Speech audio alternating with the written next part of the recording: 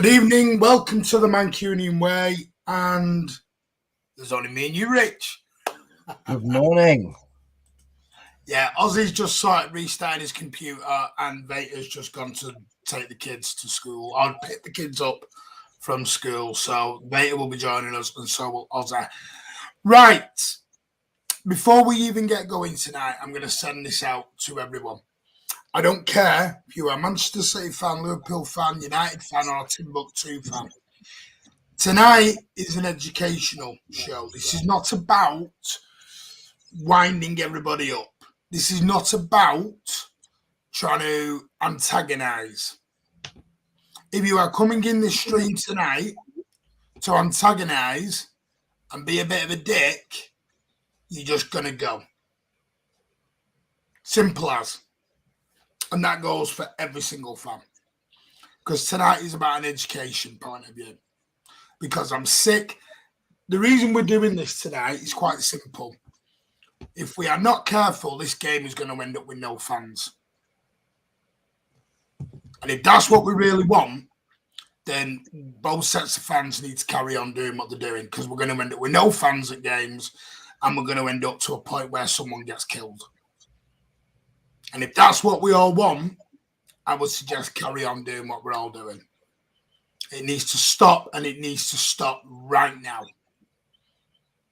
We are going to explain how Sunday's events came about, we're also going to defend our football club as well, because there is this narrative of cheating elements that goes on, that it comes out from the media, that we are going to talk about that as well. Also, at some point, we will get into the Brighton as well. But we're going to kick it all off. So, first of all, Rich, we're going to start with the first topic of the evening, which is the media. Now, as we know, good afternoon, good evening to everyone in the comments. I know everyone's there, FIFA, Clinical, everyone, Anthony, Jack, Alan's even in there. I'm not going to try, I will try and bring everyone into it, but big hello to all. The media has, for me, caused a lot of this. Whether it's general media, whether it's high-end media, as in Sky and Talk Sport, as well as probably some fan channels as well. And what I saw on Sunday and what I heard on Sunday, because I wasn't there, thankfully, glad I wasn't there. But the build-up to the game was nothing about the game. It was all about Manchester City's state-funded football club. And then afterwards, it's continued into a Frank Lampard press conference, into an Eddie Howe press conference, into every other press conference is going. And these questions are loaded with questions. So, Rich, what do you think? Is the media got to take a huge slice of the blame for all this that's going on at the moment? I think a lot of people have to take a blame. And number one, for me, the week before this wasn't the media, it was the manager of Liverpool. The manager of Liverpool was the person who made this front and centre in the media.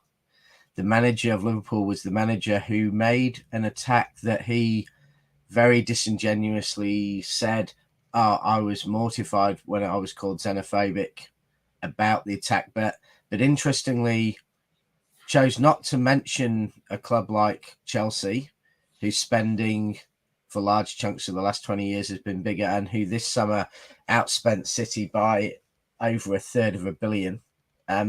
So very deliberately chose to mention three clubs with owners who are of a certain ethnic group from a certain type of the world, and that came from Klopp. Now, I don't blame Klopp for running this as a story in the media entirely, because a lot of people and a lot of papers have carried this story, on and on.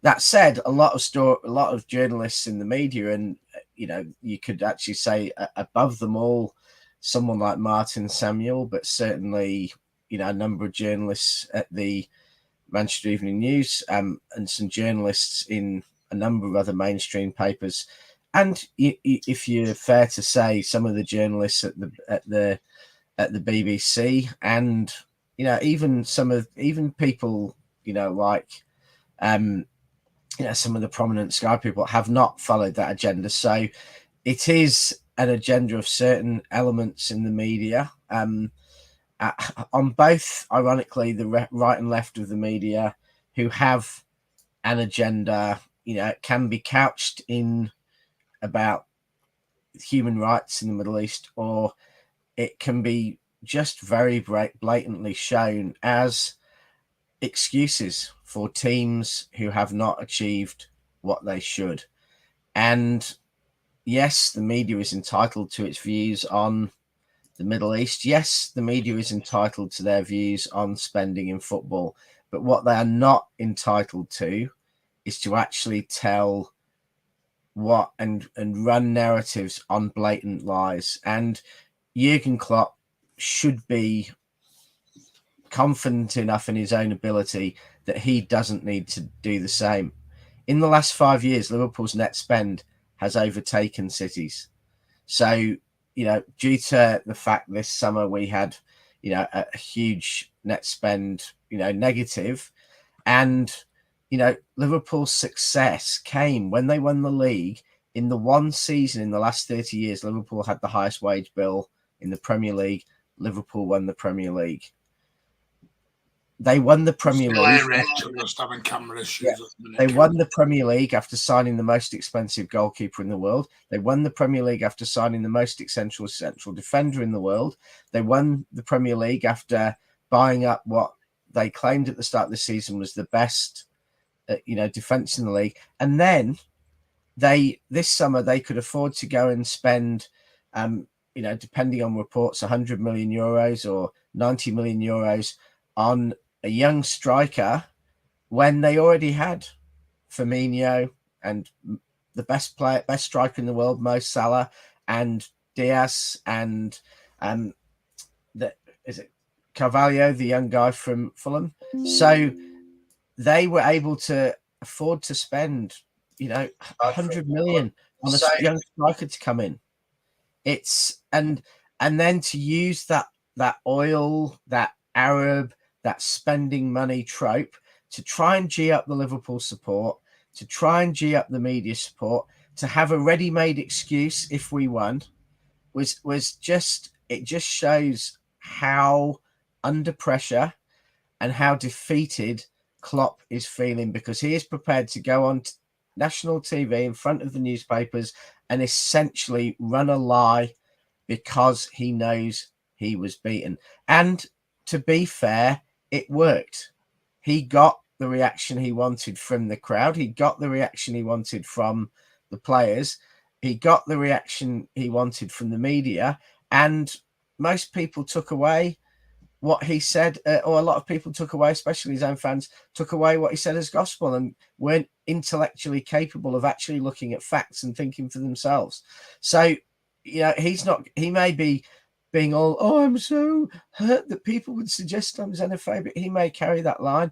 He may be upset that, coins were thrown and rocks were thrown and people were, I've heard allegations on both sides of songs about Hillsborough and songs about the Manchester Arena bombing. He may, pretend he's upset with that, but that is what he wanted. That is what he wanted, that atmosphere. He wanted that to happen, and it has. And now we have to live with it. And one day he might do that in another game. Liverpool could play Juventus in the Champions League game in the future, or Liverpool could play against City again. They could play against United, and he could try and do that again, and someone might get killed. And then hopefully the people who stir this sort of things up look at their consciences and realise, some of this has got to stop. But don't hold out any hope in the media. Don't forget, mainstream national newspapers supported Hitler prior to World War II. Half the newspapers in this country supported Liz Truss and thought and told us all that she was going to be a brilliant prime minister bring back stability, bring back growth. You know, the newspapers print. I mean, quick question on that, Rich. Yeah. Who lasted longer, Liz Truss or Steve Coppell? I think Steve Coppell probably. You know, let's be honest. We could all go to our fridge, and we'd find plenty of, you know, dozens of things in our fridges that have lasted longer than Liz Truss. No. And Britain, you know, because of those newspapers and their agenda, Britain is the laughingstock of the entire world. Every country's media is waking up this morning to the fact that Britain, which for centuries was seen as one of the pillars of world economic stability, one of the centers of the world is waking up to headlines from Australia to China to Russia to South America about Britain being a complete joke. So, and that is driven above all by the media. Right. The media, so that is how valuable the media can be. I mean, let me sort of. Oh, Rich, I think you're echoing, mate. We just sort of mute yourself for a minute. Cheers. I think Rich has got some issues with whatever system he's using. I'm echoing back from Rich at the minute. If anyone doesn't know what's happened, Klopp ahead of, you all know what really happened, but just to refresh people's memories, Klopp was asked by a journalist. I don't know who the guy's name was. We'll call him a prat. But a prat of a journalist decided that obviously the City-Liverpool game didn't have enough spice to it. Now, Liverpool at the time were in a bad run of form. Manchester City were going in as an absolute clear favourite in this whole game. So what the journalist decided to do was ask Klopp about how he was basically going to catch Manchester City. And yes, Klopp was wrong in his comments. Don't ever deny that. But if Klopp is not asked that question, Klopp doesn't open his trap. That is the one thing we have to remember here. If Klopp isn't asked the question, Klopp doesn't. What Klopp did was fall for the naivety. Now, for his time in a management situation, he should be a little bit more switched on to know where the journalist was taking. Martin, I think to be fair, Jurgen Klopp went into that press conference knowing what he wanted to say, and he was going to say that whatever the questions Do you really think that? Absolutely. Some of those actual sentences and descriptions were not things that you just throw out when you say something that is thrown at you. They were things he has sought out. I would not be at all surprised in a lot of these press conferences that the journalists are actually prompted by the clubs, prompted by people what question they should ask. They get picked for their questions at times because the player or the manager or the owner knows what question they're going to ask, and that was planned. That and let's not pretend Jurgen Klopp is some naive manager. He has done thousands of press conferences. Oh, of course he has. And he's blamed the weather, he has never. And if a journalist ever asks him a question he's surprised by or he doesn't want to ask, he will passively aggressive take them down and ridicule or humiliate them. So Jurgen Klopp 100% knew what he was going to say. He 100% knew what he was going to say before the interview, and he went in and did that. I can blame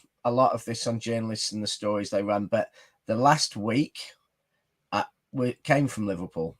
Let's be quite clear about this. He is not naive. He is not stupid. He is not surprised by a question like that. A 10-year-old kid going to a City Liverpool press conference knows that the questions that are going to be asked. So that was very clear. And a lot of the stuff that comes from it was already there. We've had it from various journalists before, but it was hyped, it was boosted, and everything by that. Okay. Jurgen Klopp this summer would have feared Chelsea spending. Because he knows that. No, Rich, I'm with you. And that is a spending. So if he was doing it emotionally off the cuff, it would have been. Rich, I get that. Yeah. But we know in press conferences, Pep has the exact same. Mourinho went into press conferences and put his foot and had foot in mouth disease all the time. We know that. But there is always a guy, a representative from the club, an exec or someone sat at the side or stood at the side off camera waiting. Now, if Liverpool, as a football club, I get what you're saying, and I probably tend to agree with you on that, but why didn't the Liverpool representative shut that down straight away? Because he knew where it was going. Yeah, because it was a narrative that came from Liverpool. It was something they wanted to say. It was about firing up and winning the game. And I'll go back to your comment about Mourinho foot in mouth. 9 times out of 10, Mourinho put his foot in his mouth. It was 100% deliberate. He was an incredibly intelligent man. He used the media. Same with Pep. Pep never says anything that doesn't have a point. And he's made comments that he's walked back, often about Barcelona and things there. But Pep is a very intelligent man. And he, 9 times out of 10, when he says something in a press conference that causes a stir, 9 times out of 10, I think he does it completely deliberately as well. Okay, well, let's move on from that. We know what's happened. We know what happened on Sunday. Anyone who was at the game, there was City chanting from City fans about Hillsborough. There was Liverpool fans singing about the death of the Queen. There was City fans singing the national anthem to Liverpool fans to goad them. There was bottles of urine thrown over the City fans. There was City fans graffiti in the walls of Anfield. There was buses being attacked afterwards. There was coins being thrown at Pep Guardiola. I'm not talking. Tonight is not about on the field. On the field, take out. I'm not bothered about on the field at the minute. This is about off the field. And to me, where we went on Sunday was like the 1970s, 1980s. And to me, if that continues, because I had a mate who was there, who took his child, came out crying, never wants to go back to another football game, never ever wants to go back to another football game because they were that traumatized about what happened in that stadium. Now, to me, I understand Sky and talk shit and everything else have all got these agendas that they have to throw because it's all money and clicks. But Liverpool and City was not a rivalry or a heated rivalry 10 years ago. It was a biggish game because of City, Liverpool, and Manchester. City and Liverpool did not have this massive rivalry 10 years ago.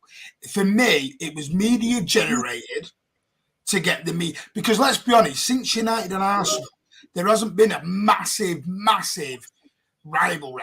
Sky did not get the City United rivalry, which they wanted. They wanted City versus United. It just so happens United became crap when Fergie left. And it went downhill. So they thought, do you know what? We can't get City and United here. So what we'll do is we'll turn around and we'll go, let's see if we can get the City, which team's up and coming here. Right, Liverpool, that's a nice one. We'll get that going. And it's built and it's built and it's built and it's built to the crescendo on Sunday. And my whole point to this is we are going to end up behind closed doors because fans can't control themselves. And I'm talking to both sets of fans. Do not mistake, City fans were as guilty as Liverpool fans on Sunday for what they did. That was not acceptable, and I don't ever want to hear that. Liverpool, what they did was totally bang out of order and unacceptable. The police do jack shit. Klopp infuriated the whole thing thanks to the media. Now, he infuriated Newcastle, which then led to Eddie Howe making a comment. So Eddie Howe goes into his press conference and talks about how he's representing children and when he manages, he's setting a good example for children. They asked Frank Lampard, Everton were playing Newcastle. A journalist says to Frank Lampard, well, what do you think about Manchester City? And because he gave a positive answer, the next question is, well, I'm talking about the state-funded side of it, Frank. Straight away, that is a question, a loaded question. I'm talking about a state-funded. Here's a little shock horror for everyone. Manchester City's owner has not put money into Manchester City Football Club for about 5, 6, 7 years now. We have been self-sufficient. But that's never talked about. Talk Sport I'm just going to bring something up. Sorry, Rich. I'm going to have to take your ugly mug off the screen just for one sec, mate. Here it is. Martin Samuel come out with this the other day. The bottom line is that Jurgen Klopp was wrong. City can't spend what they want. Liverpool are not underdogs here, and their manager's misdirection distracts us from the achievement of Pep Guardiola. If you read into that article, and you can, it goes on to talk about Manchester City's net spend, the net spend table for the last 5 years. Manchester City are, you know where they are, Rich? Do you remember? About 12th or something. 12th. Where are Liverpool? Like about 9th. 9th. We're higher in the last 5 lower. years. Yeah, we're lower in the last 5 years. But when I listened to Talk Sport, I listened to Mr. White and Simon Jordan. Simon Jordan said that was an absolute garbage piece of writing. No, he said it was a very good piece of writing, but a garbage analogy. It was not the correct thing. It wasn't factual. And then you have Simon Jordan, and I quote, calls Manchester City a Frankenstein of a football club. Frankenstein of a football club. I'm just at a point is it jealousy or is it borderline xenophobic / racist? Right. And I'm putting the question out there for the simple fact is Manchester City have looked into their lawyers for Klopp's comments down the xenophobic road. Yeah, now I think what we have. I'm going to step back a little bit, and I think one thing you said at the beginning was it felt like being back to the 70s and 80s. I think there's going to be a lot more of this, and I don't think it's just going to be City. You know, UK and food inflation is coming out at 15%. The UK this winter is likely to have blackouts. So in many ways, things are going to happen in society that have not happened since the 1970s. Round about the time I was born, rolling blackouts, 3-day working weeks, huge oil prices, high inflation, all these things happened. And at that time, there was a lot of trouble. And in the early 80s, unemployment went up to 4 million. And most of these problems in football, well, a lot of them really started. You know, we had millions and millions and millions unemployed. More than 25% of young people couldn't work, didn't have a job. And that economic reality is coming back into the economy. So there are a lot of fans who are angrier, poorer, more frustrated than they have been in a long time. And things like football are where some of that anger will manifest itself. So I think there are underlying societal issues that go through all of that. So like when we talk about the 70s and 80s, that is coming back. It's back. And that will in football. As for Liverpool, why this rivalry with Liverpool? Well, I don't think Liverpool was ever like, City against Aston Villa. There was always an edge. I remember going to football matches in the 80s and, there would be people getting stabbed by Liverpool fans. There would be City fans. I remember seeing the Liverpool coaches, and it would happen with the Leeds coaches, getting bricks thrown at them by City fans after the game. So there was always a history between Manchester and Liverpool that was more than an average game. It wasn't like playing against United, but it was always Liverpool or Leeds were always bigger games, than 90% of the other games. So there is that. Why do Liverpool hate us so much? Well, Liverpool, after decade after decade after decade in the wilderness, built the best team they have had in the Premier League era. They built, this team. In their minds, they believe they've had the best. I've definitely heard the best player. I've definitely heard the best striker. I've definitely heard the best holding midfielder. I've definitely heard the best keeper and the best centre-back and the best right-back and the best left-back and the best manager and the best fans and the best tape-recorded tune and the best atmosphere. they claim and they believe in their heart of hearts all that. But during that, they have one league title, you know, a European Cup and a couple of other cups as well to show for it. But they believe that is a team that should have 5, 6 league titles, should have won, you know, more European Cups and everything else. And so why do they think that happened? Well, they believe that can only happen because they've been cheated. They can't believe that actually someone else might have better players, or someone else may have a better manager, or someone else, you know, another team may be better at home, or, you know, singing, you know, a normal tune is better than singing Rodgers and Hammerstein musical. They might believe all those things, and so therefore they have to believe they're cheated, and therefore they to just validate themselves and understand their own emotions, they have to make the cheating narrative, and that's a basic human emotion. How many people go for a job, don't get a job, and walk away saying, well, you know, I think the other person was better qualified, you know, that was a fair call. And how many people go to jobs and think, I only didn't get this job because I'm a man, or I only didn't get this job because I didn't go to the right school, or I only didn't get this job because, you know, my exam marker 10 years ago made an error and I didn't get it good enough. You know, people make excuses for everything, and City's cheating is Liverpool's excuse. It is their fallback. It is their justification to their belief that they are the best in everything, even though facts don't back that up. And so they have that. The media plays for that. The media is solely about clicks. All TalkSport want is listeners. They don't care if someone phones up to call them complete idiots, or someone phones up to call them, as long as they elicit a strong response from their listener, whether it's outrage and annoyance, or it's, yeah, City cheats, they don't care, because they get the listener. And if the listener's on, when the advert plays, they get paid more money. When a tweet goes out, if someone tweets it, they get more money. If someone watches a YouTube on TalkSport, if 1 million people watch it for the wrong reason or the right reason, they get views. Okay, Mitch. Fan TV.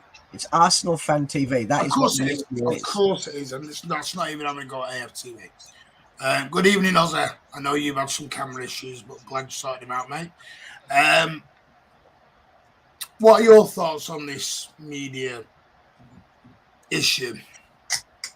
Well, you know what? I was just checking out our agenda for tonight on my emails, and I didn't realise we had Rich Rants on. Sorry, I couldn't help that one. So where are we at? Media, Liverpool, us against them. It has been for the last few days. All it's been is you know, Liverpool this, Liverpool that, and it's just become this shitstorm of what the hell has been going on, really.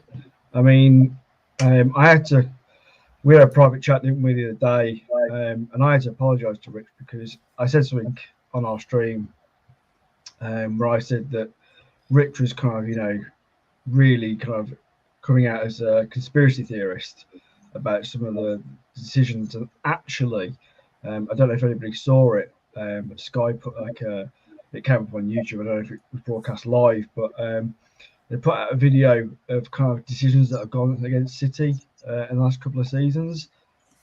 And I started watching it. I was just going, I think I may have made a bit of a boo-boo.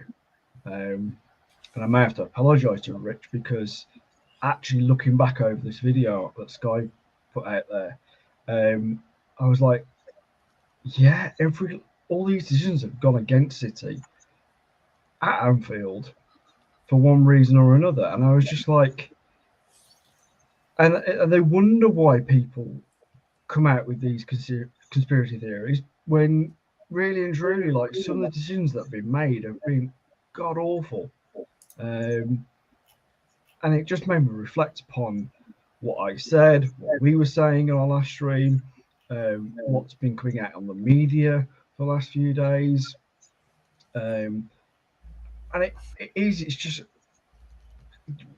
you know, the media wonder why City fans get so angry and get so fed up with the biased that there seems to be, especially with Liverpool. And I know as City fans, we get sick of it. We get sick of being dragged into it, kicking and screaming most of the time, because we're just like, we want to watch the game. We want to watch a game that's just fairly, you know, a fair game, you know.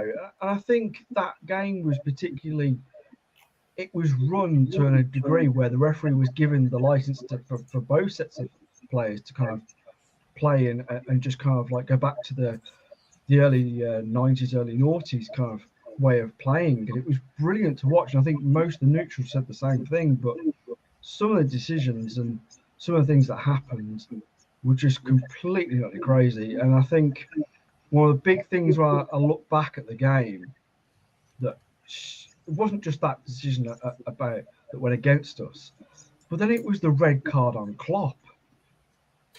And I was just like, the game was stopped when City were mid-flow and about to attack, and the referee just was like, whoa, stop the game.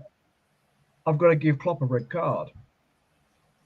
Now, can anyone else explain that to me, why that happened? Because I still can't figure it out. They've come out today and said it was the severity of the incident to why that was stopped. No, hang on. When we talk about severe, why games have to be stopped, now rarely, if a player goes down injured, the players are told on both sides to carry on playing unless it's a head injury. Now, you telling me that, okay, what Klopp did was definitely a red card, but are you telling me that the game needed to be stopped because what he had a moment of madness? Now, was he attacking somebody? Was he attacking Pep? Was he running on the pitch? Why did the game have to stop? Because yes, I agree, it needed to be a red card, but why did the game have to be stopped in that moment?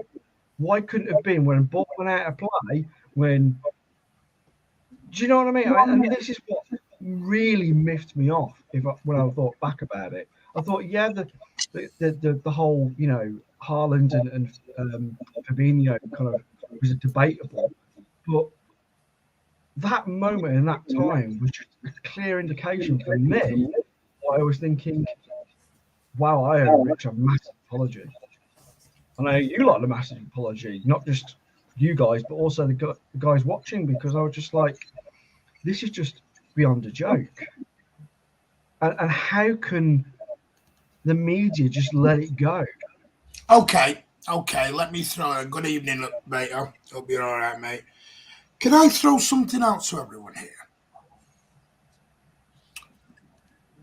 And I'm going to sound so hypocritical here because of what we're actually sat here right now.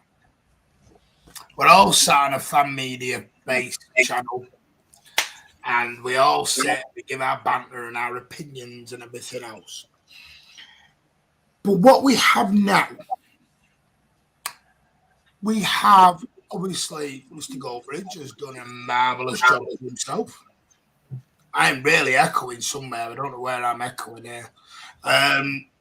Does a marvellous job for himself. So has Rory Jennings. So has Boovy. So has all these magnificent people who have done great at what they do. What has happened is since, because they have made a brand for themselves, and I have no issue with making a brand and building a business and everything else, fine. They're now on national media outlets such as TalkSport. So Mark Goldbridge, we all know his real name, now has his own show on TalkSport. There's a phoning show. Rory Jennings is on TalkSport. We all know what he does. These are fans like me, you, Veta, Rich, Ozzy, everyone in the comments, who have set agendas to sell. So when they're doing their show, Mark Goldbridge has made it quite open and honest that his hatred for City is there and he hates the investment and blah, blah, blah. And Rory Jennings, we all know what he says. He flip-flops more than a guy on a beach. It is just the simple fact of the fact here is these guys are allowed. It's like me. If I went on TalkSport tomorrow, and listen, will never have me on, I mean, I've got a face for radio. I'll give you that. You think I'm going to go on and be impartial and start making nice comments about, oh, look at United, aren't they doing great? Oh, aren't they brilliant? Oh, I'll have a chat with the United fan and tell them how brilliant. I'm not going to do it because that ain't me. That isn't what I want to do.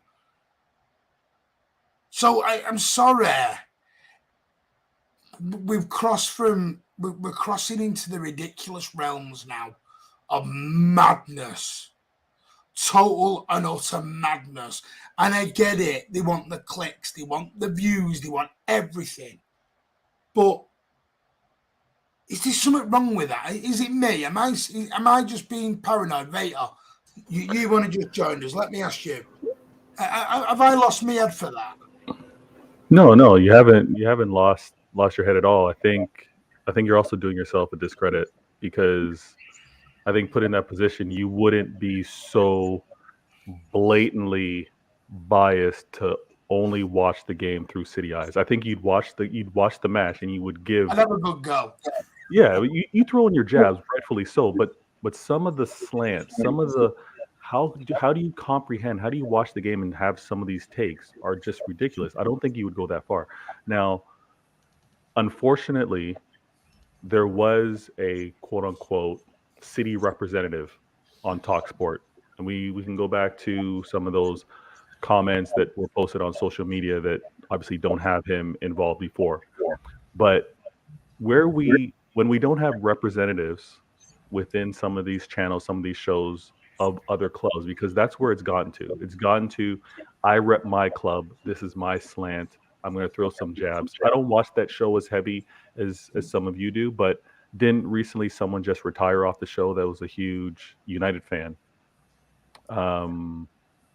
You're talking about, yeah, I know what you mean. Andy Goldstein. No, Okay. he didn't retire. He's moved to another show. He's come off one of the big ones and gone to another show on the thing. Right. And what many viewers Who, love. by the way, sorry mate, does work for the in-house United TV.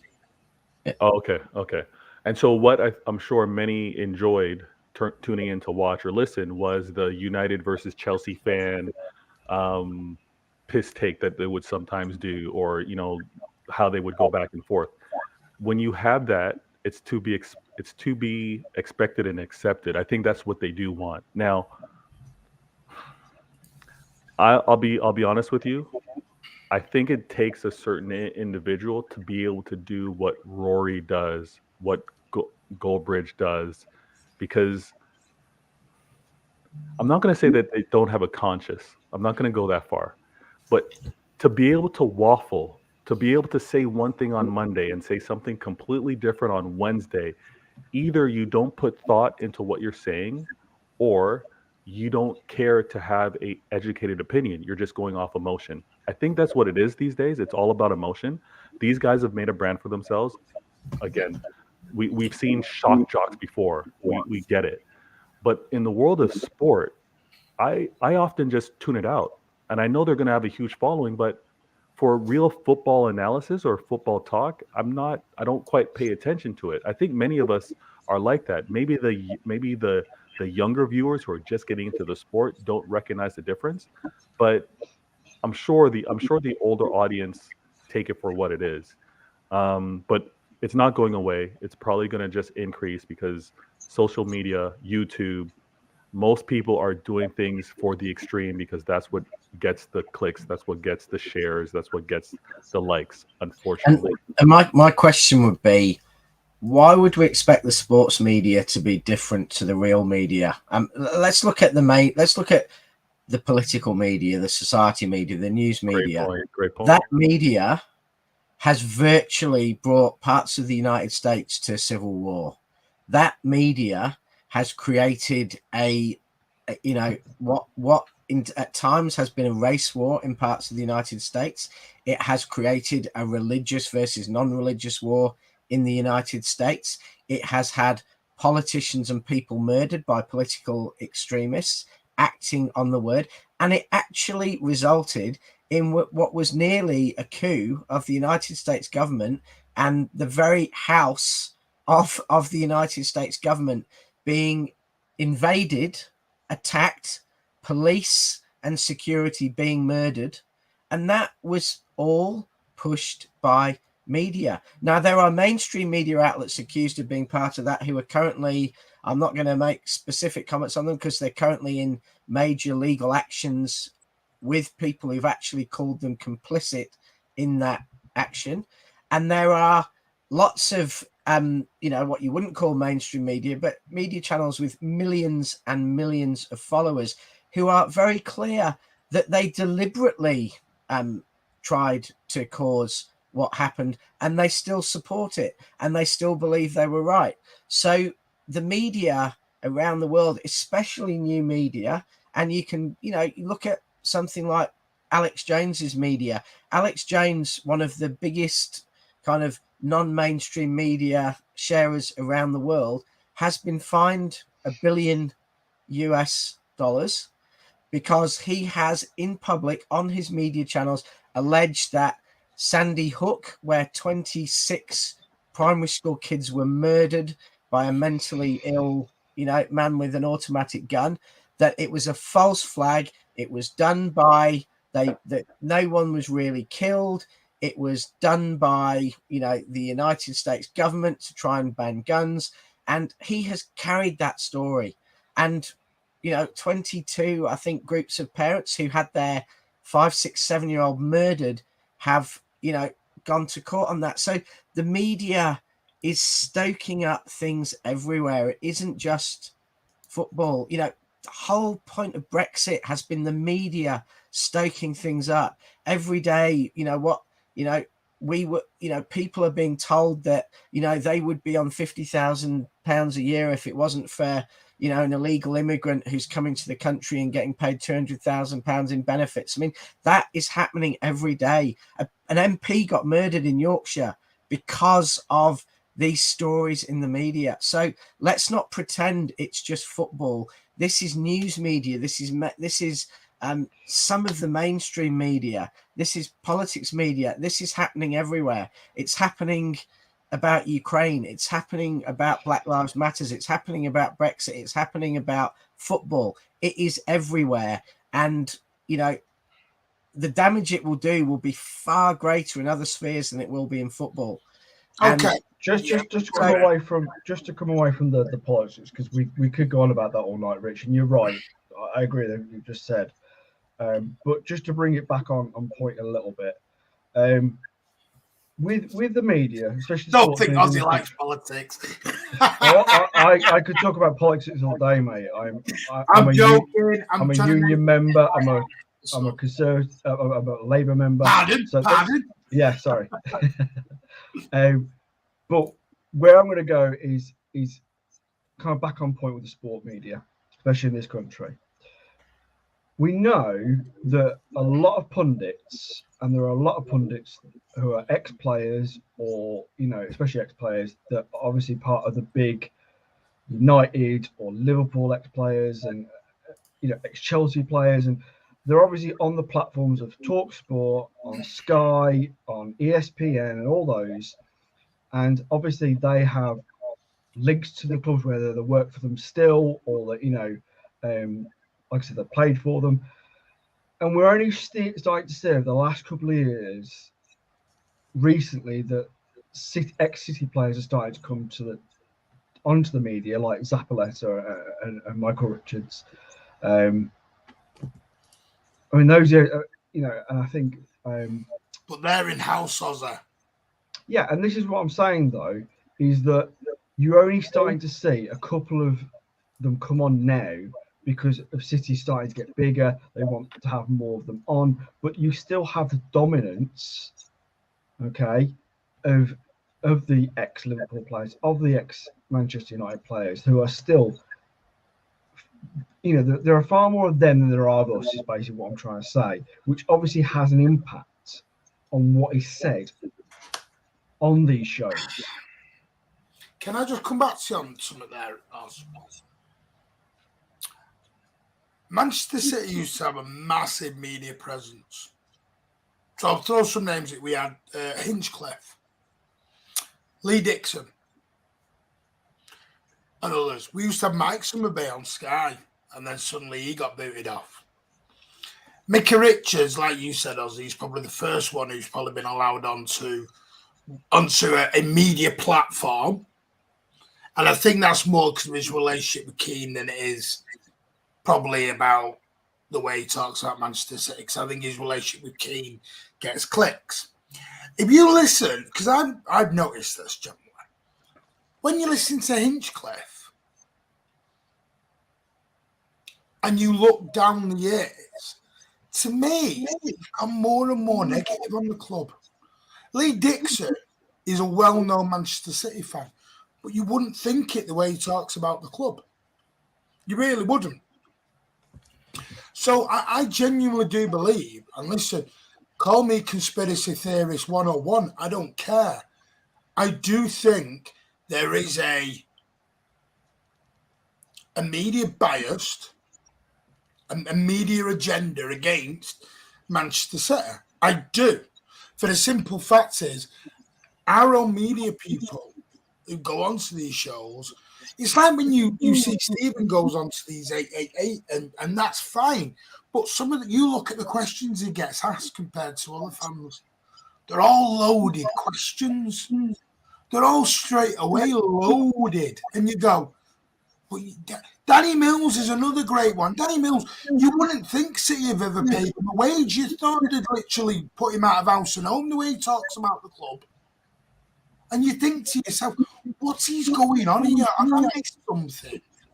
Have I really missed something? The only people who ever talk good about Manchester City are employed by Manchester City.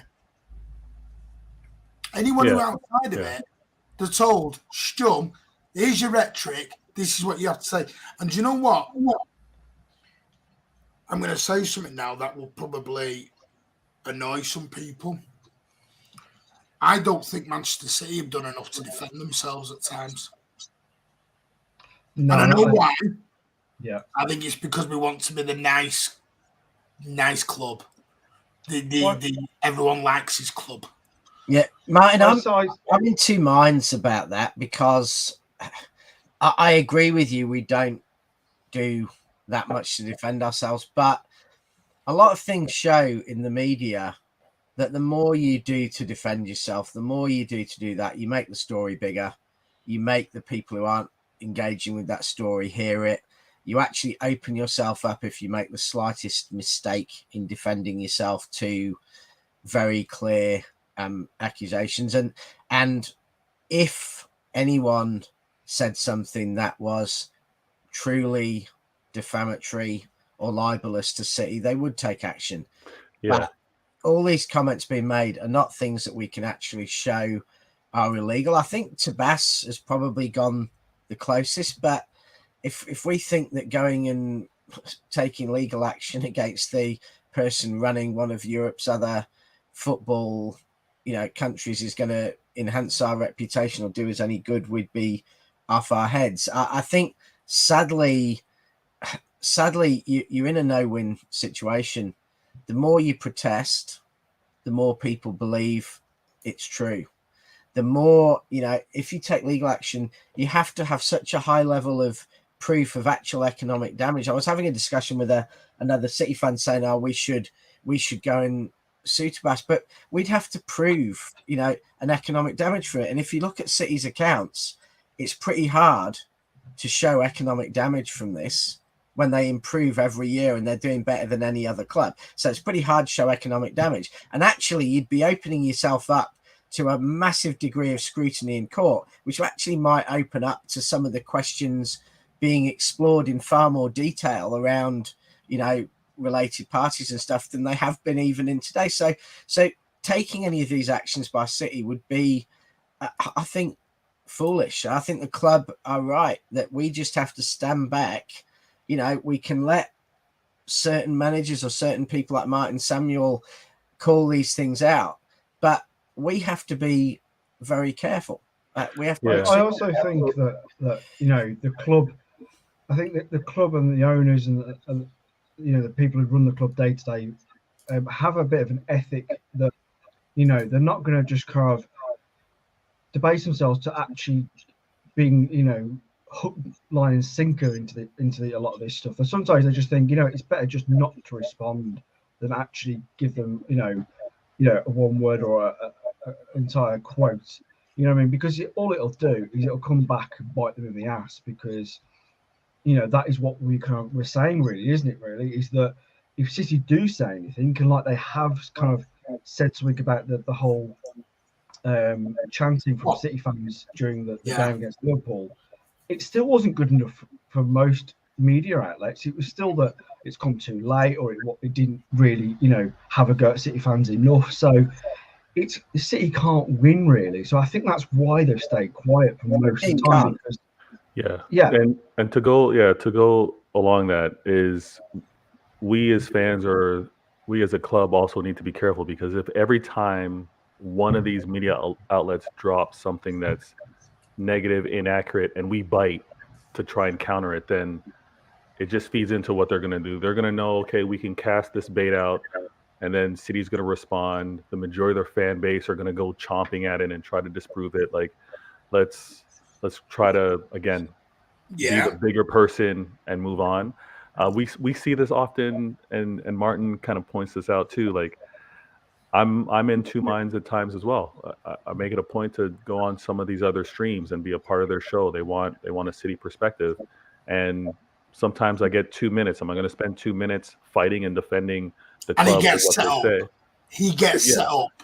So am I going to spend the time to try to go back and forth, which is often the reaction that they want, or am I going to talk about the club and the performance that I just saw and the feelings that I have about it? So it's you kind of get torn that way. I think another thing that is really frustrating is for some of us that don't recognize that there is a bias, that there is an agenda, like Jordan, Simon Jordan. Like, I often tune in because I want to hear how he does his mental gymnastics to slight us. I'll be honest with you. I want to hear how the latest evidence that does go against what he's saying, how he does find a way to twist it. I do find that entertaining, but where I'm getting so much joy is after each season, each performance, each year, his arguments are losing strength.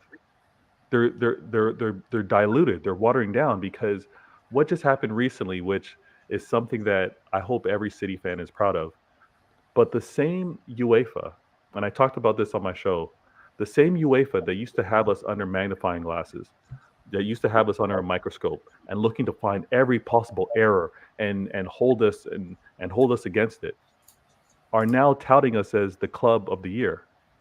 So there's just aspects of how we are as a club and how we continue to do and make sound decisions and have good practices and build things with regards to helping the Manchester City community. And from top to bottom, the club is now an example.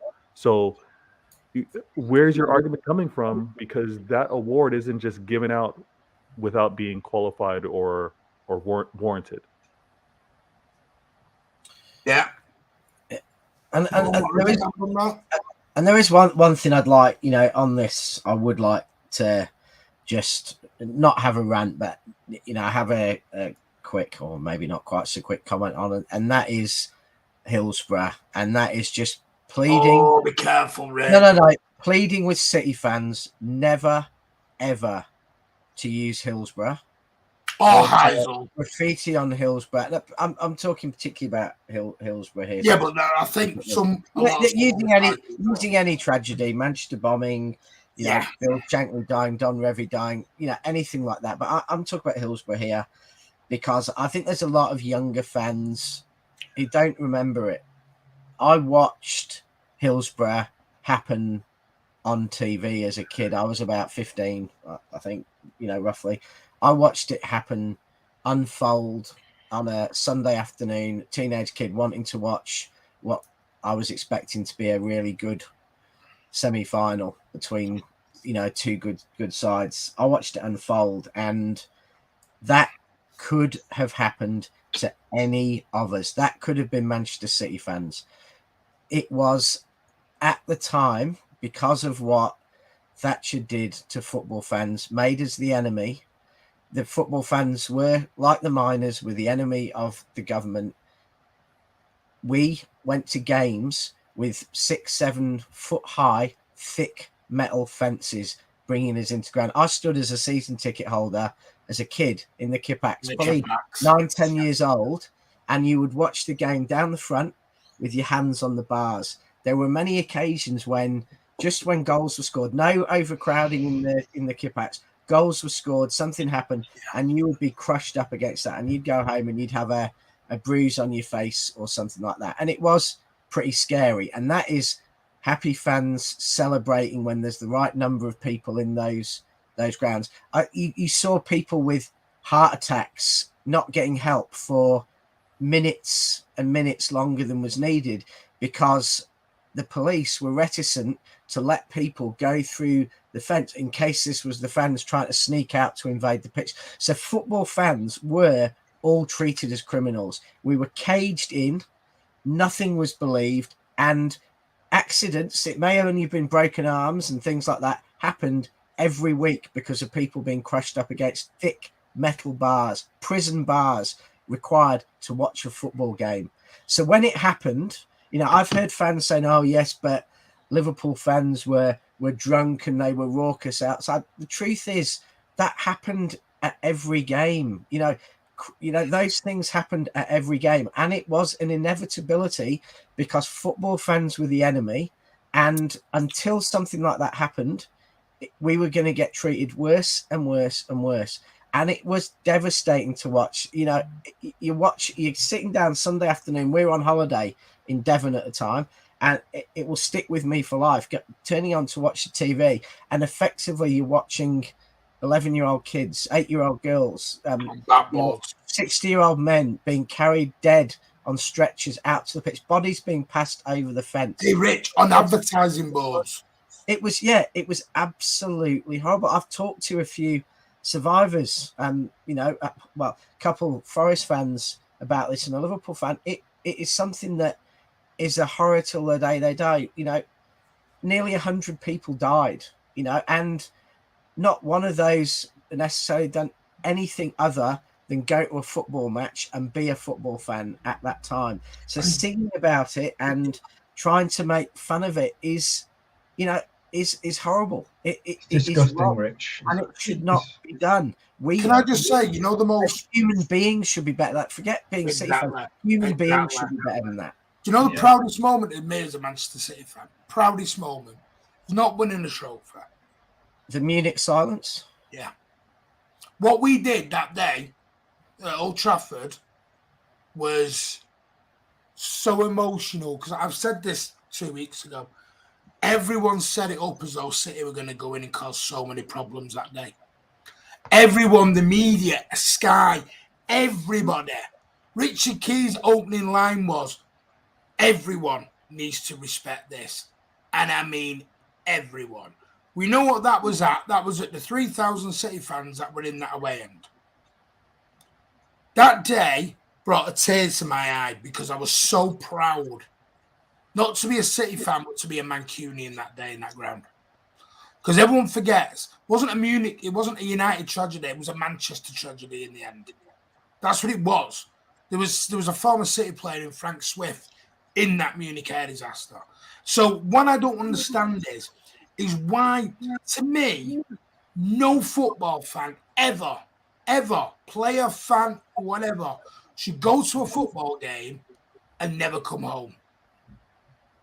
And if you want it behind gates, you want it behind 12-foot fences, you want it where people are being silly, then let's do what we do on Sunday. I've already seen people say, wait till Liverpool come to the Etihad. I know for a fact there is a reaction plan back. I know there is. Has to stop. Can I just say, because we've seen the reaction from Liverpool fans, especially over the last few years since this new rivalry come about, where the team bus has been attacked. The Liverpool fans, like both sides of the streets, throwing all sorts, whether it's glass bottles, stones, bricks, whatever. I mean, that is just absolutely disgusting. It happened again last Sunday, didn't it? Where there was attacking the bus. And I've seen some of the Liverpool response, especially Liverpool kind of YouTube channels about this. And yes, they've condemned it and they've said, it was bad, but I haven't got the sense that actually they've talked like we have tonight, where you turn around and go, actually, this is disgusting. This is outrageous. This shouldn't be happening. Because you're right, Martin. Like, these things will eventually lead to someone getting seriously hurt or dying. And the thing is that how are you going to feel? Themselves, Ozzy, and they don't realise it. They're punishing Well, themselves. no, they're not. They are punishing themselves. But the other thing that really annoys me is that every time that this has happened, especially over the last couple of seasons, where the team bus has been attacked, where has been the FA getting involved? Where is the Premier League actually giving Liverpool proper sanctions? I'm not talking about fines here, because at the end of the day, a fine could be paid quite easily. I'm talking about actually seriously hurting the Liverpool fans, as in playing games behind closed doors for them, dropping points for them, seriously hurting them, because they need to learn this behaviour is so disgusting. Because they can turn around and go, oh, it's only a bus. But what about the people inside that bus? I can promise you that the players on that bus, it's not just the players, it's the staff as well. They will be kind of, every time they go to a game, they'll be cringing going to a game. Because they will have PTSD from those kind of attacks, because you will have it. There was an incident last night. 20 Liverpool fans chased down a West Ham fan and beat him up at a petrol station last night. The thing that I also want to point out too is where's the media release condemning those actions from Liverpool fans with regards to the property damage, right? They're quick to point out and say, we heard these chants coming from the city end with regards to against us, and they want to release that. But again, for these things to calm down, it needs to be policed from both sides. You don't just point the finger, but you also talk to the same way, Martin, you made the point to say, let's talk to our fan base. Let's have a certain quality and present ourselves in a certain way. That same thing needs to happen with regards to Liverpool and them talking to the fans that did the wrong thing. I'm quick to say, I've got two young ones. I'm quick to say, you don't respond with physical violence to words. So throwing of coins, damaging a property, I get it. City fans were wrong to be chanting and singing what they were. But you don't then respond with trying to hurt people physically. That's crossing the line. You don't. Does anybody know the significance of throwing coins at Pep? Does anyone know why that happened? Well, there was a joke or something that came out about, well, Pep's he's used to having money thrown at him. He's used to taking bungs, bribes, and having money thrown at him. So we only did what he's used to having. Insane. Yeah, absolutely insane.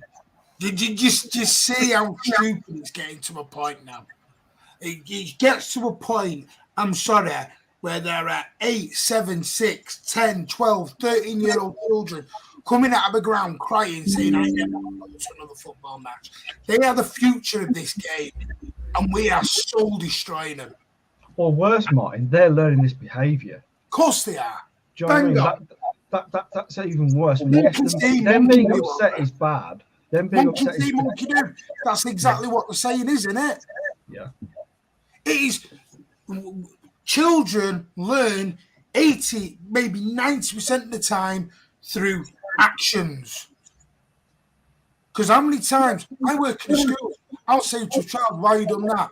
Well, I've seen my big brother doing it. I've seen my mum doing it. I've seen my dad saying it. I've heard it on the radio. My favourite player does this. Here's a question for you. And this is everyone in the chat. Everyone knows, you all know this. I managed at a youth level, grassroots football for a long, long time. Do you know the weekend of the City Liverpool game? There was a lot of games called off. Do you know why? At grassroots, this Sunday morning on the back of the field, it was called off through the safety of the referee, parents and players. Grassroots football is now being called off through the safety aspect of the game. We are losing our mind in this society and this game that we love. Yes, if we're not careful, we will lose this game we love. We can't sit here and bitch and moan about the Premier League going to America. We can't bitch and moan about the Premier League being taken to Australia or Singapore because we're giving them every excuse to send it there. Because what they'll say is, oh, and there's another thing, why don't we get a World Cup? Because we're all acting like prats when we're at games. Do you know what I mean? Come on. Don't moan about something when you're giving them exactly what they want. Anyway, let's move off this because we've got 20 minutes left and we've still got a Brighton preview to do. The echo ain't from Mealsy, believe it or not. I know where the echo's from. That's why he's muting himself again. Right. Thank you, Rich. See? Echo gone. Rich, we're going to have to sort out why that keeps doing that. I don't know why it keeps doing it. Brighton, we will revisit this, and I thank everyone for their input. I just don't want to spend a full hour and a half on the media. Because, listen, we could sit 2 hours and talk this quite easily. But Manchester City have the chance to bounce back on Saturday. Believe it or not, breaking news, we have a 3 o'clock kickoff on Saturday. Ozzy, we very rarely start with you, so we will do. Brighton and Hove Albion on Saturday. How do you feel? Confident? Revenge time? Back on the winning trail? I think it's definitely an opportunity for City to get back on the winning trail. I mean, you look at Brighton, they're not particularly doing that well. The last game they won was against Leicester. You know, they've had a bit of a bad form pretty much since, I forgot his name now. Chelsea new manager. Graham Potter. Graham Potter. Since Graham Potter left, they haven't really found their form.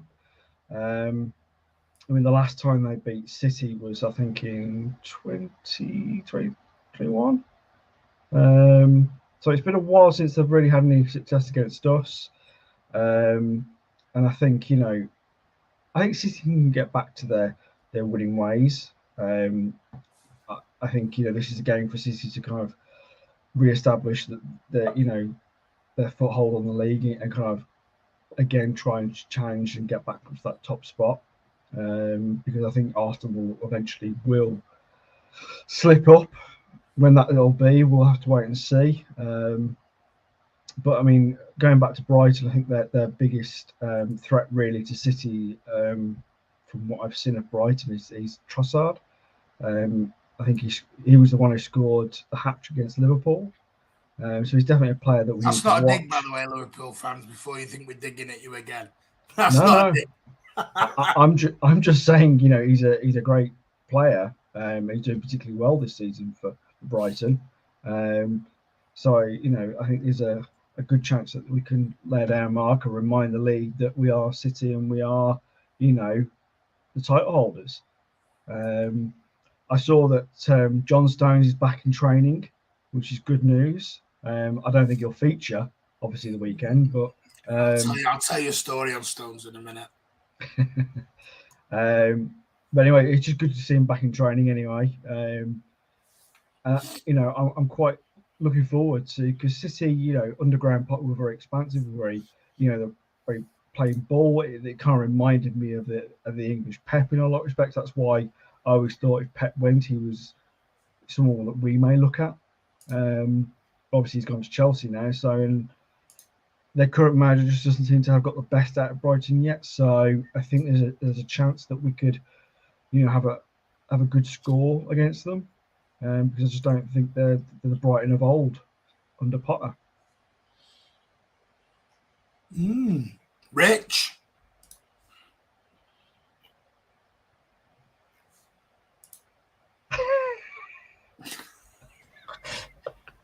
Take two. I think Rich. Rich, you there, Rich? I think Brighton are a side that play in a way that actually suits City. They are a quality passing side. They have good players, but in many ways they are quite like City. They just don't have quite the same quality of players. So I think they definitely suit us. I think City will be really fired up. I think City will be really focused on bouncing back. I think, ironically, after that result and everything, that may well actually help City, because I really think that Liverpool will have helped create a siege mentality. And I think, ironically, what Klopp done is exactly what Alex Ferguson always used to at United. Make sure the players, the club, the fans and everything took it personally. And I think City will. I think Pep will use that to really bring the team, the fans and everything together. And I think we will see, the City fans in full voice. And I think we'll see players like Haaland, De Bruyne, etc., really focused on getting the points. I think because of Liverpool result, we'll probably see less of a rotation against Brighton than we may have done, in light of the Dortmund game coming, a few days later. But I think it will all be about winning the game, and I think it is a game that should suit us. So whilst I have incredible respect for Brighton as a football team and the way they play and their players, and I think they're a great team to watch. For example, there are teams up the top of the league who are far less attractive to watch than Brighton are. So I think it'll be a good game, but I think City will win. Probably a couple of goals, because I think we'll be really up for it. Yeah, you know what? I've had a look. Brighton have got a decent away record so far this season under the Zebri. Is he called Zebri? Now, apparently he plays a very similar style of football to the old Harry Potter himself, who's now at Chelsea. I think they're currently sat 8th in the Premier League, is it? 8th? Yeah, 8th. Top of my head. Which is very, very good for Brighton and Hove Albion.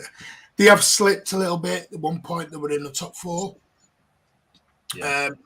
And I think, if I had it right, it was the best start to a season in, I think it was something like 30, 40 years. They really had started like an house on fire. Trossard. Yeah, that was still under Potter, though, wasn't it, to be fair? Yes, no, it was. I know they had a good win on the Zebri's first game.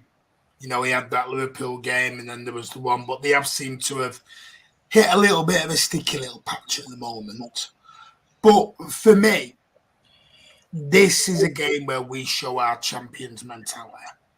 This is champions bounce back. Chelsea come out from a little bit of adversity with strength, with resilience, and there's a lot of talk this week about Haaland. First game he's not scored, and how will he react? What a load of guff! What a load of absolute guff! He didn't score against Brighton, so one game he doesn't score. I mean, they talk as though he just sat in the background. He did nothing and had no chances. It's load of guff. It's just what they want to hear. But to me, I like that it's at home as well. The crowd will be. Listen, the one thing it will do, what's happened this week, it will bring the club together. It will bring the fans together. And I think you'll get a very positive reaction this weekend. Not saying we're going to smash Brighton, because I'm never, ever going to say we're going to smash anyone anymore after last weekend's cockiness and probably touch of arrogance. So I'm going to go back to my old Jurassic Park Triceratops days of a 1-0 scrappy win will do me. But we're now the wounded animal this week. And here's the funny thing to it, as I bring Vader back in, Vader just had to go and do something there. Manchester City This is the rhetoric that's going on. Manchester City did not play crap at Anfield. If you go back and watch the game, which I now have 5 times, believe it or not, I haven't watched it 5 times. City in that second half, especially, were very good in the hands. It's just the first half has all been forgotten because of what Pep did in that first half, generally. But if you go back to that second half, we were the team playing football. We were the team moving. We were the team trying to do stuff.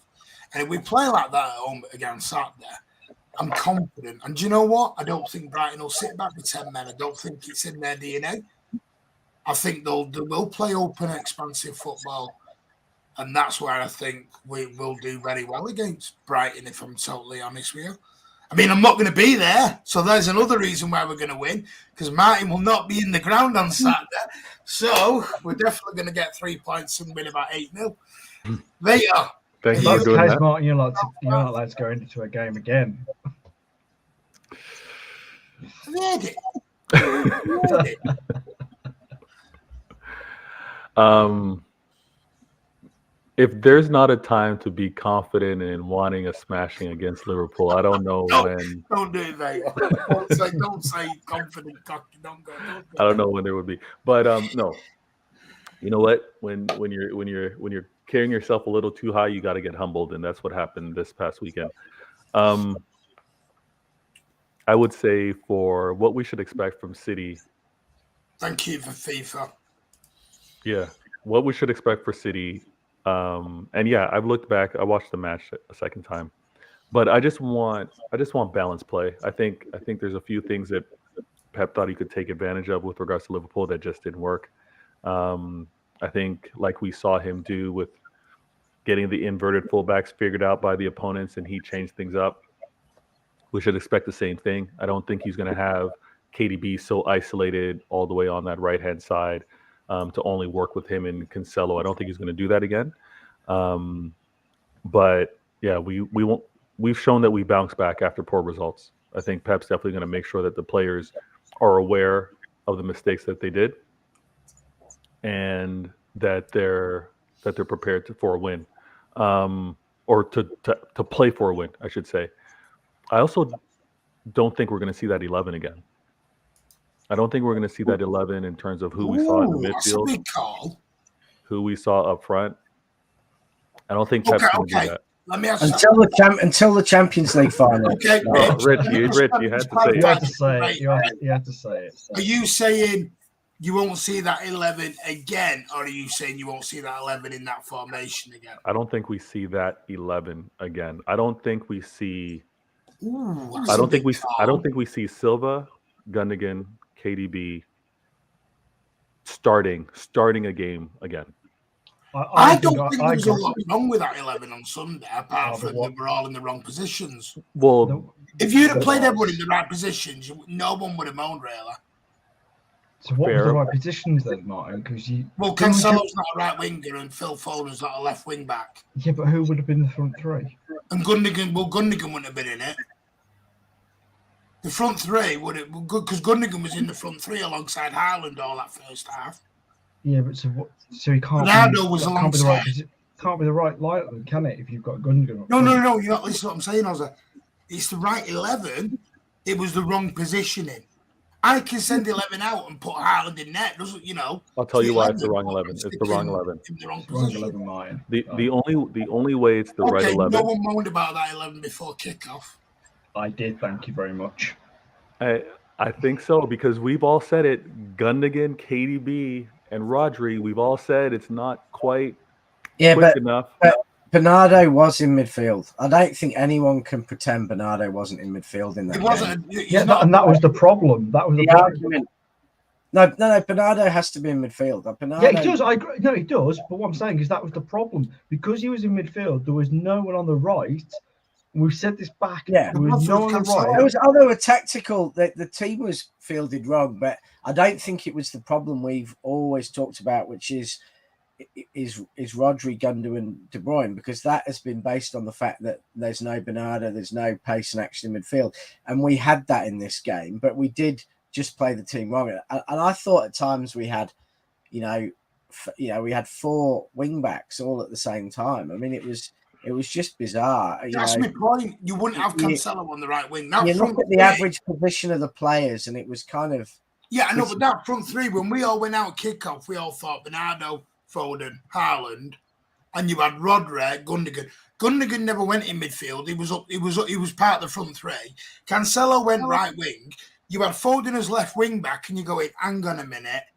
Hang on, where are you going with this? That was the issue with the 11. It wasn't the 11, it was the positioning of it. We're not seeing, the reason why we're not seeing, okay, if we see that 11 again, it's against lesser competition.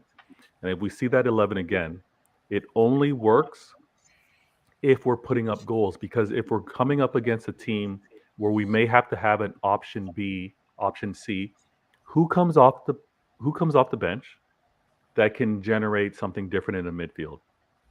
Okay, let me ask you a question back then. Out of that 11, but you're asking me a question who before would you have answering. changed? Before Who would you have changed? Pardon me? Gundogan would have sat. Yeah. And we would have either had Grealish or Mahrez. Yeah, totally but right. But we have no person off the bench to dictate anything in the midfield. If we start Silva, Gundogan, and KDB, we have no. No, I agree. I know what you're saying. I'm just saying, other than probably Gundogan out and Grealish in, that's what I'm saying. That side picked wasn't a great deal wrong with it. It was the positioning of them all that was wrong. Yeah, but you're still thinking that if you have the right 11 on the pitch, just play them in the natural positions. Well, yeah, you don't exactly. have a problem.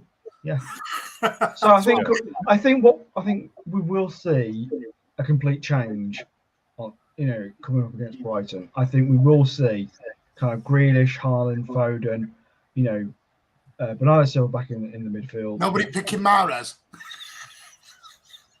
Sorry, not right now. He hasn't done enough this season. He hasn't done enough this season to warrant a start for me. I don't know if anybody else has thought that, but I just don't think he's been the same player since last season. No, Ozzy, I'm being naughty. Ignore me. I'm being naughty throwing the Mahrez comment in. Sorry.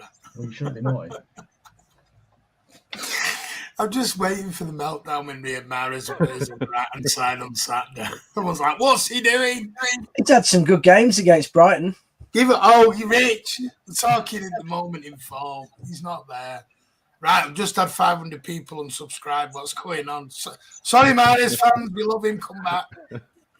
But can I just ask, because you were talking about Grealish, Martin, only a few weeks ago, saying that he needs a run of games. Mm-hmm. And when he had those run of games, he's brilliant. So far, we haven't seen him. No, because this is Pep. This is what annoys me with Pep. He just... See, you've had 3 games. You're going out for 6 games now. It's like, what? You just killed confidence. I don't get it. I'll tell you the Stones thing, what I've heard. This is only what I've heard. Listen, I'm not ever trying to be in the know. I've heard Stones and Pep are not best of friends at the moment. Let's put it that way. They're not best buddies. That's part of the reason why Stones is not in this team at the moment. Part of it is the COVID situation, and part of it is other things off the field, because I think there's just something not quite there at the moment between Pep and Stones. I think you mentioned that before, Rich, as well. I think you've heard the same I've heard. I think there's something not gelling, because as far as I'm aware, Stones has been fit for about a week or so, 2 weeks, and just hasn't even featured in. I don't know.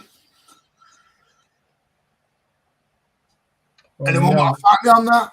Well, no, I heard something similar myself. There was a particular friction with the whole COVID, and I still think it's a possibility that it is because that he's still unvaccinated.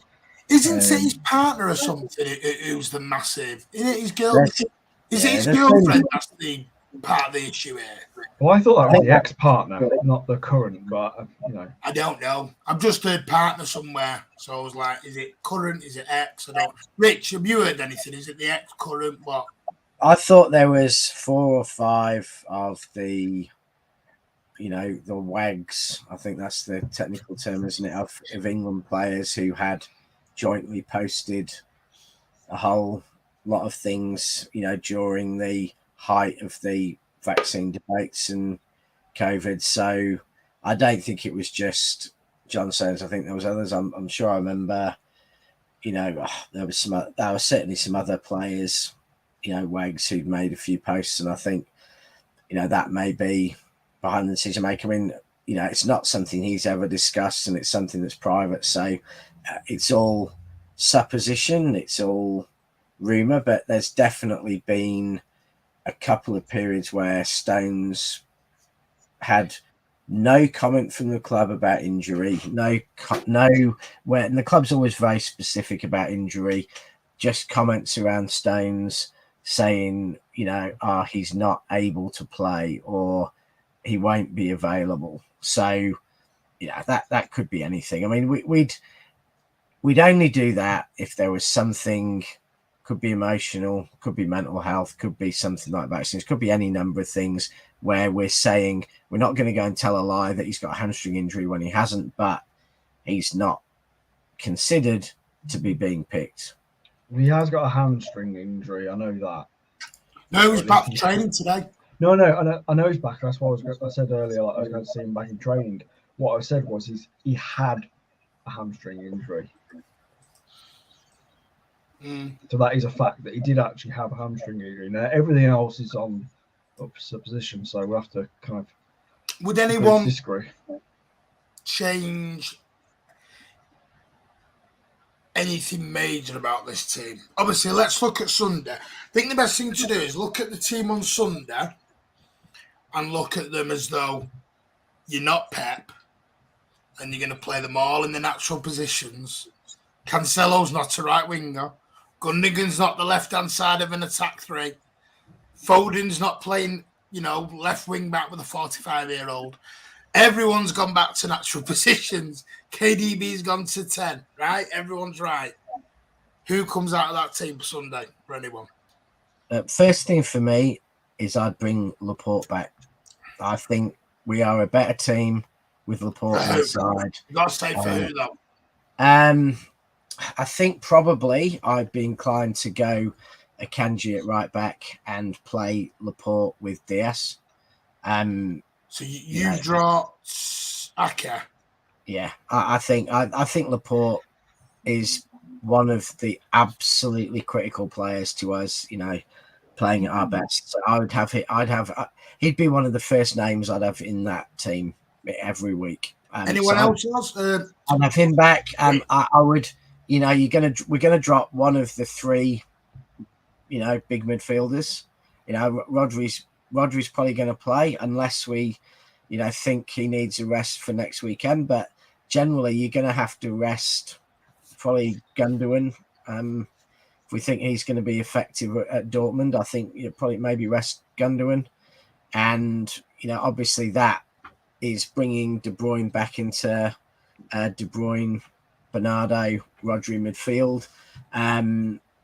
But equally we could rest De Bruyne, we could rest Rodri. I mean, we could rest, we could rest Bernardo arguably if we think he's going to be needed to play Wednesday and Saturday next week. But we'll rest one of those. By the way, it's not Wednesday, it's Tuesday. And I think Grealish will come back, and I'd certainly, I'd have Foden, Grealish, Haaland, because I'd want us to go pretty strong and get the win. The reality is that, I'd rather win against Brighton than against Dortmund if it comes down to it. So, the worst that happens if we lose to Dortmund and we lose by a bigger score than we beat them at home is that we come second in the group. Okay. We get one harder game, and in some ways I'd rather play Real Madrid or someone in the last 16 than the last 4 anyway. So coming second to me might actually be beneficial to our chances of winning the Champions League because we get I'm going to come to Vader next because he's only got a couple of more minutes. You know what? What Rich just said in terms of matching up against a big club earlier in the Champions League could make a lot of sense if we look down the fixture list, because maybe before things get really congested and we're playing against some of the bigger clubs, because that tends to happen later in the season, we might be able, not not rest. We're never resting, but we might be able to play some of the big guys before the later part of the season. That's a shout. I'm gonna have to look that up. But just remember, Pep will mess around anyway and make some silly decisions. So Champions League means nothing because we'll mess it up when we get somewhere. So forget that. I've got that expectation. Yeah. Well, go out early, get it over and done with. Go out early, we don't have to stress about it. If you want to see a meltdown, you want to see a meltdown. If you're going to lose to Real Madrid, lose to them in the last 16, not the last 4. Yeah, and have a summer off. And then win the FA Cup instead, because if we weren't still in the Champions League, we wouldn't have to drop the players in there. Out come the dinosaurs again. You guys are being terrible. But no, it's true. If we're gonna win the Champions League, we've got to beat the best teams, and I reckon we'll be better suited to beating them in the last 16 than the last 8 or the last 4 or the last. Don't worry, we'll get Real Madrid in the last 16, and Jack Grealish will play goalkeeper. Everything will be fine. Mate, a lot of people are saying Gomez. You know what? Gomez playing a league match wouldn't be so bad, right? Because the last time he played was in Champions League, and you know he was put under fire from a lot of fans with the error that he made. For him to come back, and again with him playing means someone gets to rest and not have to play at that left back. So he should be trusted. I think he should be trusted to play against Brighton. I think that would be fair. Did anyone rest Haaland and play Alvarez with Dortmund coming up? No. We still will rest, but I'll tell you in a second. Go on, sorry. Oh, I was just gonna say we don't need to rest Haaland. He's been subbed off enough early from Pep. He's fine. And it's stressing Vader out all this Haaland, and he wants him banging hat tricks again. I need him back scoring goals. And then what Rich mentioned in terms of players that were dropped, I would agree. I don't think we see Gundogan. If we do see him, then I don't think we see Silva. I think it'll be one of those two dropping off. We can't drop off Rodri. I think KDB, again, he's been managing himself so well. Pep's been managing him well. He should start. That front three, I think, picked itself. Rich, you said Foden, Grealish, and Haaland. I think that's bang on. But this back Foden four, on the right or left? Foden on the right, Grealish on the left. Good man. Yeah. But I think we could talk for hours trying to figure out what that back four could be. Healthy Laporte, he should get on that pitch. I would agree. I think Gomez should get back on that field. And then Diaz, Akanji, and Cancelo. Ake, Gomez. You don't know where you're going. Yeah, it's too much. It's too much. We're talking on Thursday. This match is happening on the weekend. Yeah. I don't know, man. I don't know. Jose, go on. Who's your shot drop? I'm not saying necessarily for this game, but I do think it needs to happen sooner or later. I think Steady Eddie needs to be dropped. Because I said at the beginning of the season, I'm gonna finish my speech. No, you come on, Martin. Respect that. That's a good point. I do think we were saying, I especially said this at the beginning of the season, that Edison doesn't have the competition that we haven't had in a long time as a backup goalkeeper. And I feel that Stefan Ortega needs game time. And whether it's Brighton, I'm not saying that's going to happen, but I do feel that it probably does need to happen for the Champions League game coming against Dortmund. Because I do feel that, not that Edison's done anything particularly wrong of late, but I do feel that he needs to kind of have that kick up the arse of, you've still got competition. Because every other player pretty much has got that, but Edison doesn't. And I still feel that we haven't had any games in the FA Cup. We haven't had any games in the Carabao Cup where Stefan Ortega has been able to play. So I feel that to give him the time, he needs it. And I would play him probably against Dortmund on Tuesday night. Probably won't happen because he barely ever gets dropped. But for me, I would be looking at doing that. By the way, I'm not trying to be disrespectful. Then I was just literally shocked at that. That was all. Listen, I think Ortega plays in 2 weeks when we play Chelsea in the Carabao November 9th. That's where Ortega plays. And you're probably right, Monty. Probably will, but I mean, you've still got to give a keeper. You can't just throw him in it against Chelsea. Yeah, I'd like to see him before Chelsea. Let's see him. I thought he was great against Liverpool, Edison. Yeah, no, him being dropped is it's no criticism of his performance. That's not what Ozzy's saying. No, I know he's not. I know he's not. I just, but a lot of backup goalies don't play though, do they? I think more backup goalkeepers play for other teams than they do at City. Edison rarely ever gets dropped, even for League Cup games. If you think about it over the years, like, we haven't had that much of rotation for Edison. We have Stephen played in the FA Cup and got us kicked out of it. But, do you remember the big rant I had afterwards? Were you travelling all the way to Wembley with Zach Steffen to do that? Yeah, but what have I said at the beginning of my speech? I said Edison hasn't had good enough backup. Now he has. Ortega is definitely a very good goalkeeper. He's very good with his hands and feet, and he's very good at playing out from the back. Zach Steffen, he was a good shot stopper, but not particularly great at playing out from the back. Anyway, that's who I think. Anyway, Blue Hearts, we are. I'm glad somebody is. I'm totally not with him, but never mind. I think Vader was a little bit with me. At least he's got. Vader's with you. I totally respect he does. You don't see a lot of number twos playing. I'd like to see Ortega.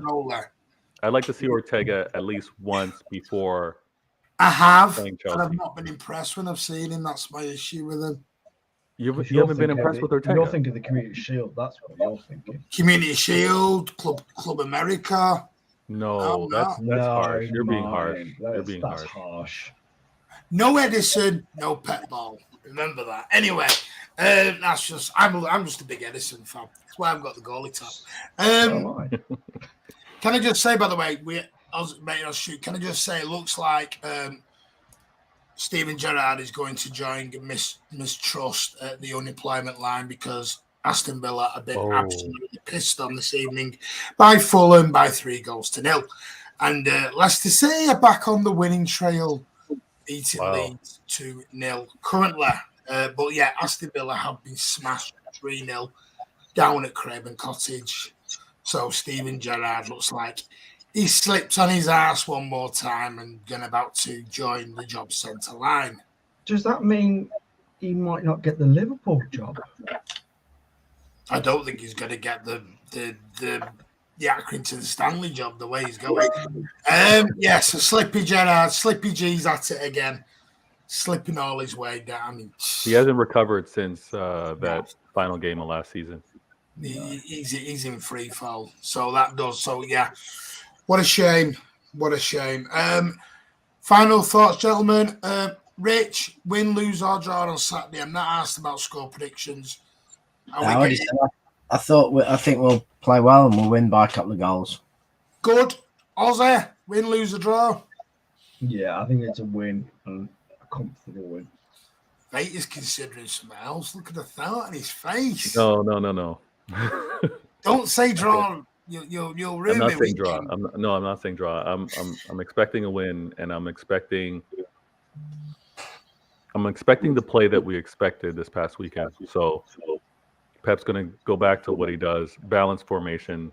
We do what we do, force them to defend how we play football, and we get a win. Yeah. Big thank you to everyone. Can I just say, tonight, just remember that football is a game, and it is for the fans. And we just need to behave, and we need to respect. There's banter, but I think football's going to a realm off the field with the media and with everything else that is just going into an area we don't like. And just remember, we're going to end up behind brick walls and 12-high fences again if we're not careful. But the media, just ignore it, because if you listen to it, sadly, the media won't change. It will always be the media. So the best thing to do is stick your earmuffs on and ignore it. That's the best thing to do, because it won't change, sadly. Big thank you to these guys. Please go and give Vate Games some absolute love. He's if you click on the link in the headline, it will take you straight to his channel, Vader Games TV. He's trying to get to 500 subs. Please show him some love. He did a stream about an hour and a half ago, which was very entertaining. Please go and give that a watch back. Hit that thumbs up for him and show him some love. Sense. Talks a lot of sense. Thank you. Thank you. I want to say thank you to my newest subscriber, Jessica Lambert. I just saw that notification. Thank you for the support. And one sub at a time. I appreciate all the love. Thank you, guys. I mean, if anyone fancies subscribing to the Mancunian way as well, that'd be awfully nice as well of you.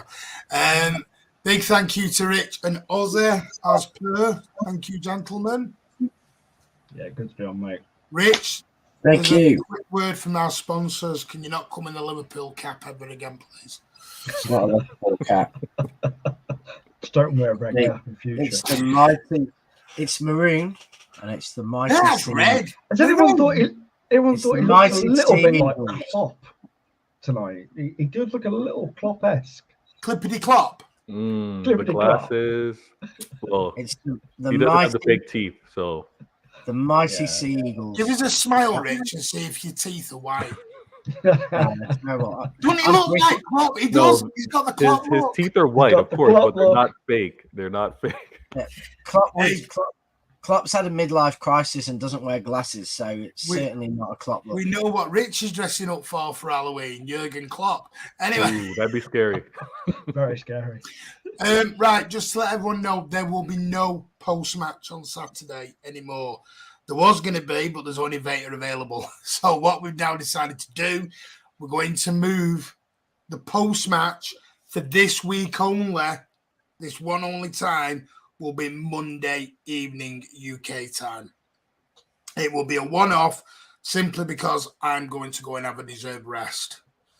And these three are going to go and have a deserved rest from me for a few days while I go and recharge my batteries and give my family, have some time away from my family to have a bit of me time up in Scotland. So big thank you to everyone. You won't see me around now till Tuesday. Monday night we're back. Monday night UK time. Keep an eye on at Horsey City for the exact time. I do apologise. We will be 48 hours after the fact, but I hope you can all still come and join us for the post-match. That would be brilliant. Big thank you to Ozzy, Rich and Vader. Hopefully these are all going to join us for it. Rich, get off your phone. I love the way you just put that down. I'm putting some tweets about you out, Martin. Tweets about me? Yeah, the fake ones we talked about, yeah, Rich? Big thank you. Work is starting. Okay. Big thank you to everyone in the chat from Barry Blue Art, Even Allen, Michael Fina, Ale, Jack, Tyrone, Carl, Antner, Yusuf, Abdallah. There's been over nearly 50 of you tonight. Please give it a thumbs up, hit that like button, and let's get them subscribers up to nearly 1,000. Would be great. See you soon. I'll see you Monday now, as all these will. But come on, City.